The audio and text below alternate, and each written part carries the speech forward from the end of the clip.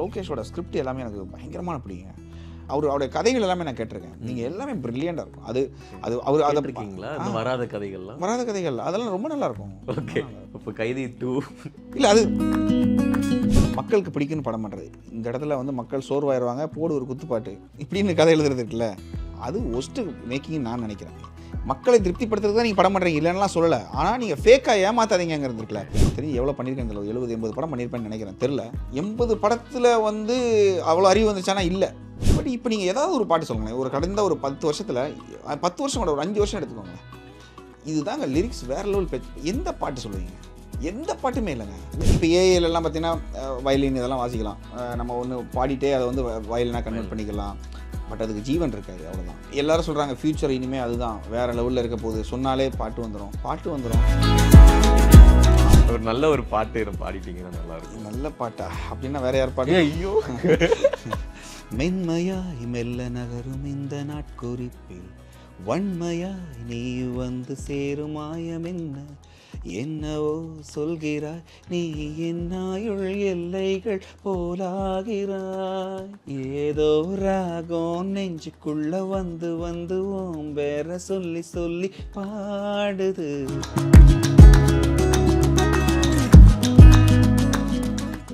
Film தயாரிப்பில் யுவன் சங்கர் ராஜா இசையில் sweet S Sukumar இயக்கத்தில் ரியோ ராஜ் நடிக்கும் ஸ்வீட் ஹார்ட் திரைப்படம் மார்ச் 14 முதல். ஸோ லிரிக்ஸிஸ்ட் அப்படின்னு சொன்னோன்னா நமக்கு வாலி சார். ஸோ அந்த காலங்களில் எழுதின எல்லாருமே வந்து அவ்வளோ பிடிக்கும் அப்படின்னு சொல்லலாம்.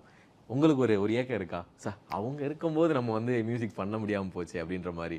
அப்படி இருந்தது அது இருக்குது கன்ஃபார்மாக. எனக்கு நாமுத்துக்குமார் அவர் ரொம்ப எனக்கு எழுதியிருந்தார், ஒரு படத்துக்கு எழுதியிருந்தார். அது நாமுத்துக்குமாரோடைய வரிகள் பயங்கரமாக இருக்கும். அது யதார்த்தமாகவும் இருக்கும், சினிமாட்டிக்காகவும் இருக்கும்.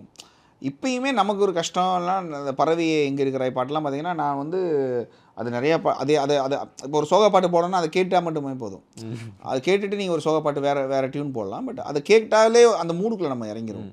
ஸோ மிகச்சிறந்த ஒரு பாடலாசிரியர் நிறைய பேர் அதில் நீங்கள் கண்ணதாசன் அவரெல்லாம் நம்ம பேசுகிறதுக்கோ இல்லை வந்து அதுக்கு அந்த தகுதி நமக்கு இருக்கான்லாம் தெரில. ஏன்னா அவங்கெல்லாம் இப்போ நீங்கள் ஒன்றும் இல்லைங்க, இப்போ நான் வந்து இப்போ எனக்கு தெரிஞ்சு எவ்வளோ பண்ணியிருக்கேன், 70-80 படம் பண்ணியிருப்பேன்னு நினைக்கிறேன், தெரில.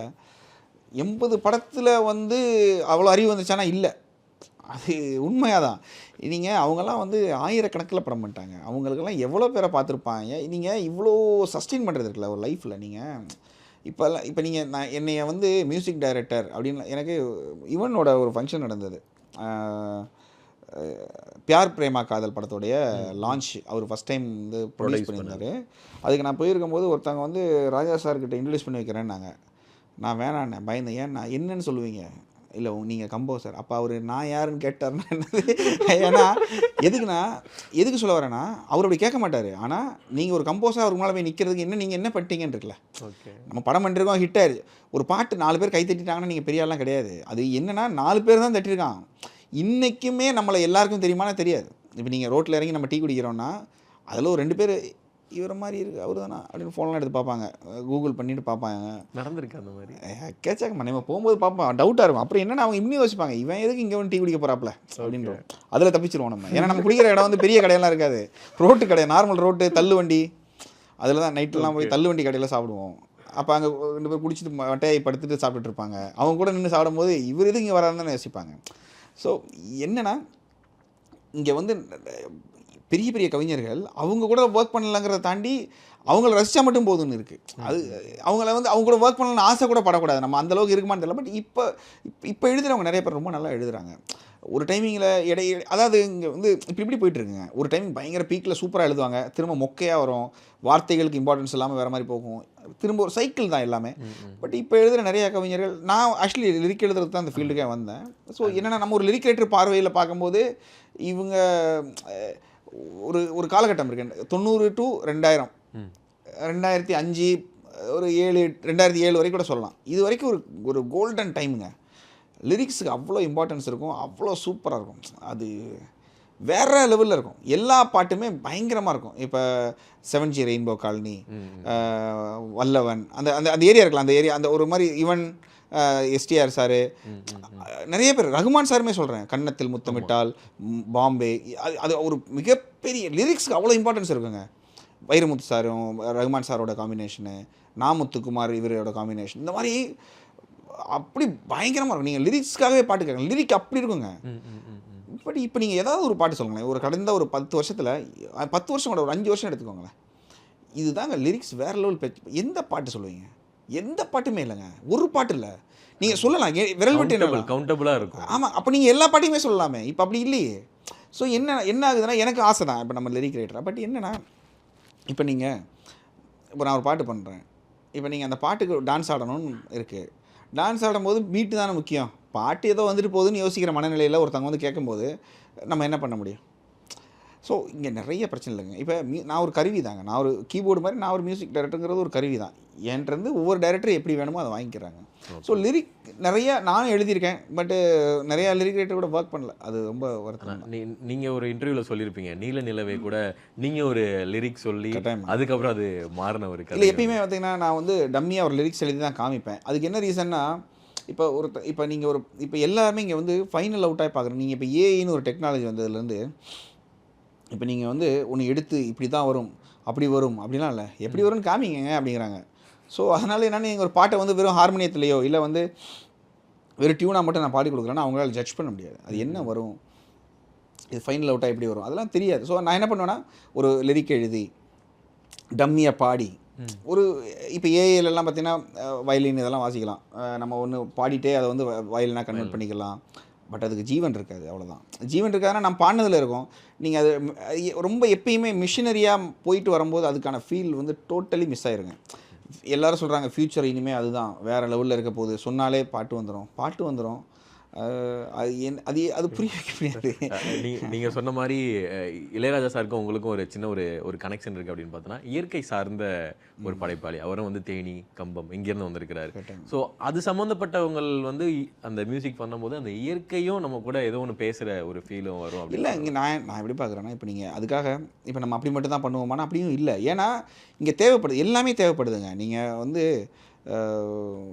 எல்லாமே தேவைப்படுது. இப்போ ஒரு பப்பு இல்லைனா வந்து ரொம்ப மாடர்னான ஒரு படம், ரொம்ப ட்ரெண்டியாக அர்பன் ஸ்டைலில் இருக்கிற ஒரு படத்துக்கு நான் வந்து அப்படி தான் போடுவேன் அப்படிலாம் கிடையாது. நீங்கள் அதுக்கு இறங்கி அடிக்கணும். இப்போ நான் வந்து என்ன படம், நம்ம லக்ஷ்மின்னு ஒரு படம் பண்ணேன். ஆமாம், பிரபுதேவா மாஸ்டர் படம். அந்த படத்தில் 28 சாங் இருக்கும். ஆக்சுவலி அது குட்டி குட்டியாக வரும். அதில் நிறையா வேறு ஜானர் பண்ணோம். ட்ராப் இருக்கும், R&B எல்லாமே பண்ணோம், எல்லா ஜானரும் பண்ணுறோம். ஆனால் அந்த படத்துக்கு தேவை அது பண்ணுறோம். நீங்கள் வந்து ஒருத்தர் வந்து மாடு மேய்ச்சிட்டு இருக்கிறாரு, அவருக்கு போய் நான் வந்து டப் ஸ்டெப் போடணும்னு அவசியம் கிடையாது. ஸோ நான் என்ன சொல்கிறேன்னா, எது தேவையோ அதை நம்ம சர்வ் பண்ணுறது தான் சினிமா மியூசிக். நான் இண்டிபெண்டன்ட் ஆர்டிஸ்ட்னு வச்சுக்கோங்களேன். நான் ஒரு இண்டிபெண்டன்ட் மியூசிக் பண்ணுறேன், நான் என்ன வேணாலும் பண்ணலாம். இப்போ திடீர்னு வந்து ஒரு கிறிஸ்டியன் சாங் எடுத்துக்கிட்டு வேறு லெவலில் வைப் பண்ணலாம், இல்லை என்ன வேணாலும் பண்ணலாம், என்ன வேணாலும். பட் இது வந்து சினிமா மியூசிக். நான் வந்து ஒரு கருவி, என்னையை வந்து அவங்க யூஸ் பண்ணிக்கிறாங்க, அவ்வளோதான்.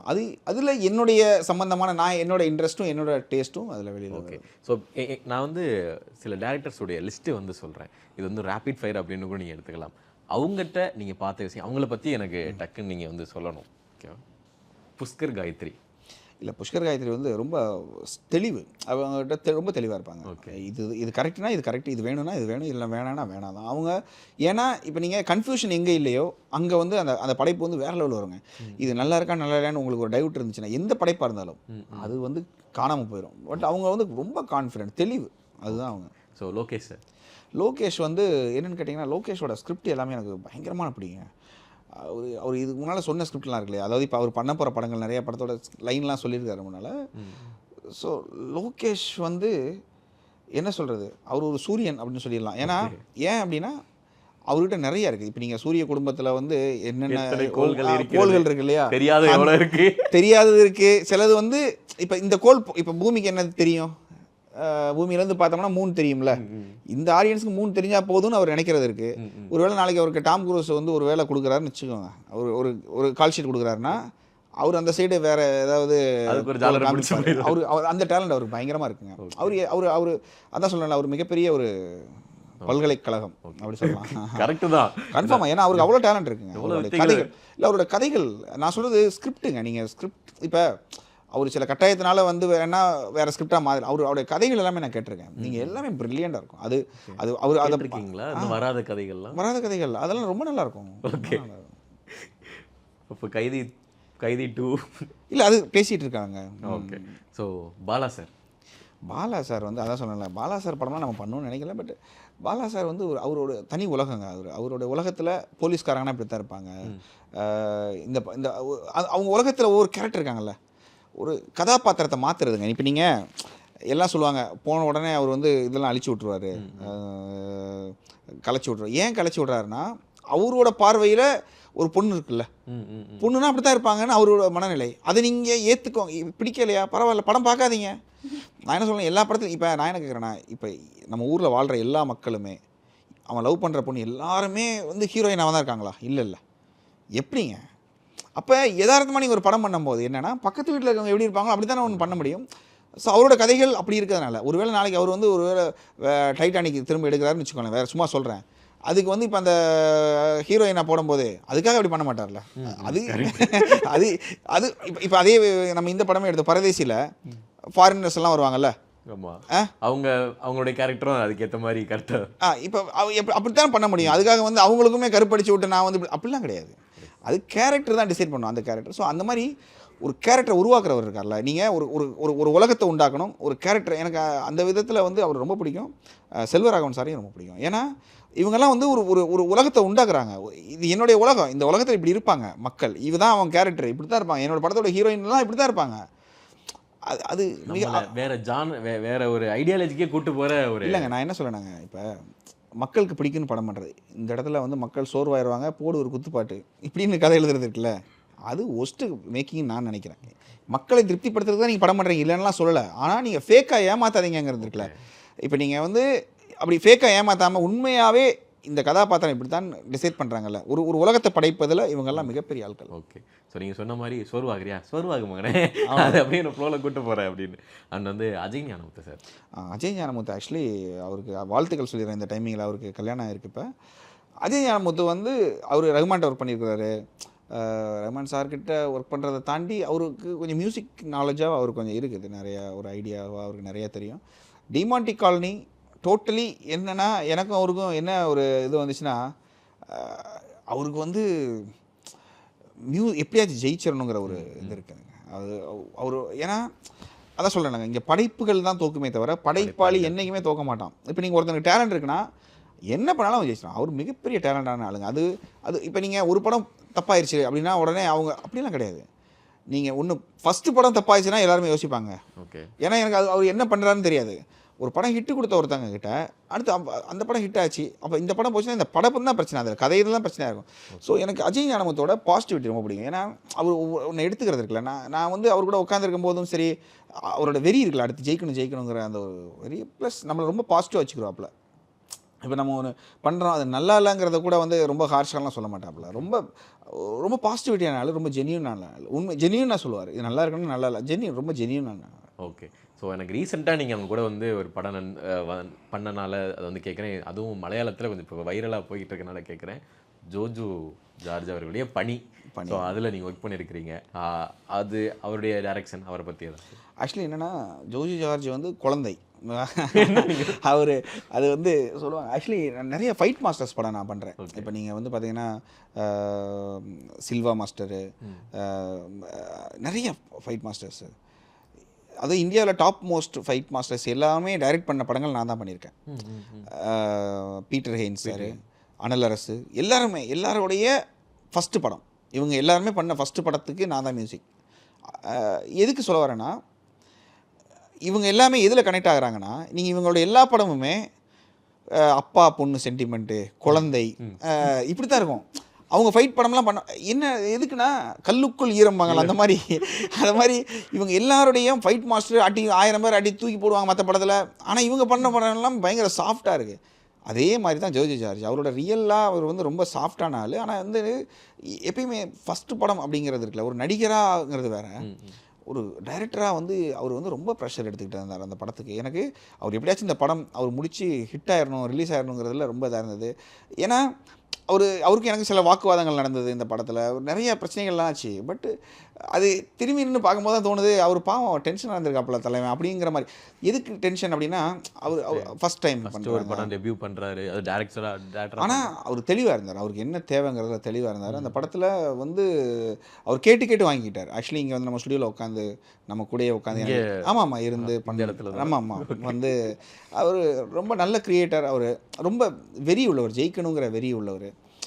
எப்படின்னா ஒவ்வொரு இதையும் பண்ணிட்டு கேட்பார் நம்மகிட்ட, கரெக்டு தானே, ஹிட் ஆயிரும்ல அப்படிம்பாரு. ஏன் அப்படின்னா அது ஹிட் ஆகணும் அப்படிங்கிற அந்த ஒரு வெறி. ஆமாம் நல்ல கிரியேட்டருங்க ஆக்சுவலி ரொம்ப. ஸோ எல்லாருக்கும் பிடிச்ச ஒரு மியூசிக் டைரக்டரை நான் கூப்பிட்டு வச்சுட்டு அவர்கிட்ட வந்து ஒரு பாட்டு கேட்கல அப்படின்னா எனக்கு நைட்டு தூக்கமும் வராது, இல்லை பார்க்குற வேண்டாம் 4 வார்த்தை வேற கேட்பாங்க. ஒரு நல்ல ஒரு பாட்டு பாடிட்டீங்கன்னா நல்லா இருக்கும். நல்ல பாட்டா அப்படின்னா வேற யார் பாட்டு? ஐயோ ஓகே, எல்லா பாட்டும் நல்ல பாட்டு தான், இதே நான் சொல்லிடுறேன். உங்களுக்கு இது இந்த பாட்டை இப்போ பாடணும்னு தோன்ற பாட்டு என்ன பாட்டு?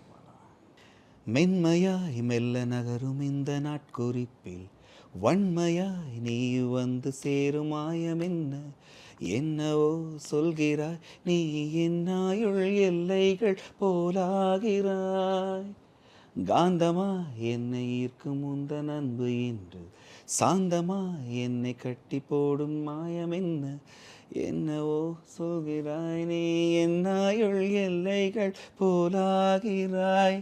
லிரிக்ஸ் தப்புன்னு நினைக்கிறேன். ஏதோ ராகம் நெஞ்சுக்குள்ள வந்து வந்து ஓம் பேர சொல்லி சொல்லி பாடுது, ரத்த செல்களும் தன் கண்ட பின்பு கொடிகளேந்தி ஒன்ன முத்தம் செய்ய சொல்லி கூவுது. அதான் சொல்கிறேன்லங்க, என்னென்னா நம்ம பாடாமல் இருக்கிறது ரொம்ப நல்லது. ஆக்சுவலி இந்த பாட்டு இதில் டம்மி லிரிக் நான் எழுதியிருந்தேன். யாஞ்சி மோகன்ராஜ் இதோட மற்ற லிரிக்ஸ் எழுதியிருந்தார். ஓப்பனிங் மட்டும் யாஞ்சி அப்படின்னு நான் பாடும்போது சும்மா டம்மியாக போட்டு பாடுவேன். அப்போ இப்போ சும்மா தானா இப்படி இது கேட்கும்போது ஒரு ஃபீல் இல்லை. அப்போ நானாக என்ன பண்ணுவேன்னா சும்மா வாய்க்கு வந்ததை பாடுவேன். அப்படி பாடினது தான் யாஞ்சி இப்படி பாடினோம். ஓகே, பாடி முடிச்சுட்டு சரி இதை மாற்றினா நல்லா இருக்காது, அப்போ இது யாஞ்சினா என்னென்னு தேடி பார்ப்போம் டிக்ஷனரியிலன்னு போயிட்டு ஒவ்வொரு லாங்குவேஜில் தேடுறோம். தமிழில் தேடணும் இல்லை, சரின்னு ஒவ்வொரு லாங்குவேஜில் தேடுறோம். அப்போ சைனீஸில் தேடும்போது திரும்ப அப்படின்னு ஒரு மீனிங், அதாவது எகெயின் அண்ட் எகெயின் அப்படின்னு ஒரு மீனிங் இருக்குது. திரும்ப அப்படின்னு உடனே அப்படி பிடிச்சிட்டோம். அப்போ யாஞ்சி ஏன் என் கண்ணு முன்னால் வந்து நிற்கிற அப்படின்னா திரும்ப நீ ஏன் கண்ணு முன்னால், எப்படி வேறு லெவலாக கடைசியில் பாட்டு ஹிட்டாச்சுல, நல்லா இருக்கு. அவ்வளோதான், யாருக்கும் தெரிஞ்சிருக்கு இல்லை, இந்த மாதிரி நிறைய பாட்டு இருக்குங்க.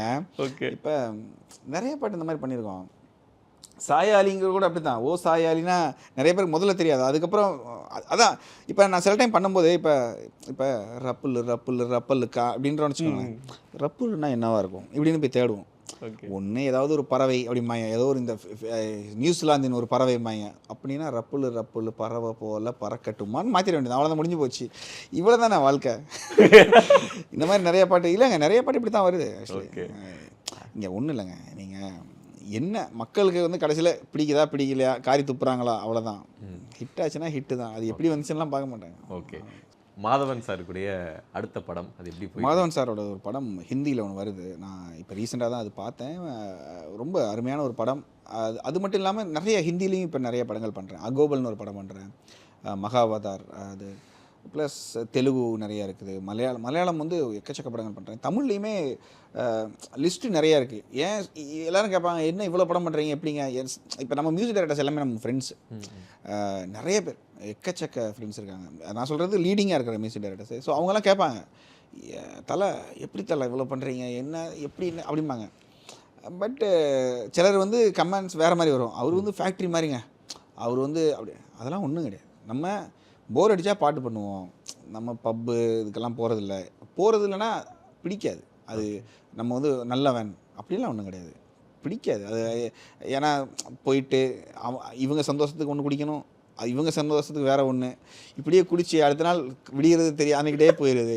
எதுக்கு தேவையில்லாத வேலை, நமக்கு என்ன வருமோ அதை பண்ணணும்.